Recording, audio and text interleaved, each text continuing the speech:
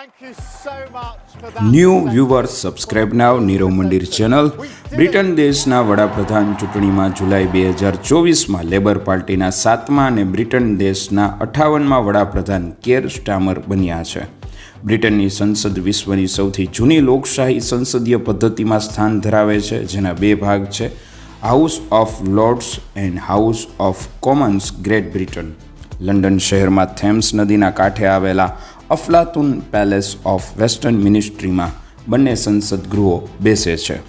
House of લોર્ડ્સના સાંસદોની કુલ સંખ્યા 775 છે અને બીજું હાઉસ ઓફ કોમન્સ, જેમાં 650 સાંસદો છે, જેમાં વડાપ્રધાન કેર સ્ટાર્મરને 412 સીટની બહુમતી મળી છે, જે 5 વર્ષ માટે રહેશે, જે લોકોના મતોથી હાઉસ ઓફ કોમન્સ ચાલે છે. તો આ વાત થઈ બ્રિટિશ દેશની સંસદ વિશે. સબસ્ક્રાઇબ નાવ નીરવ મંદિર ચેનલ.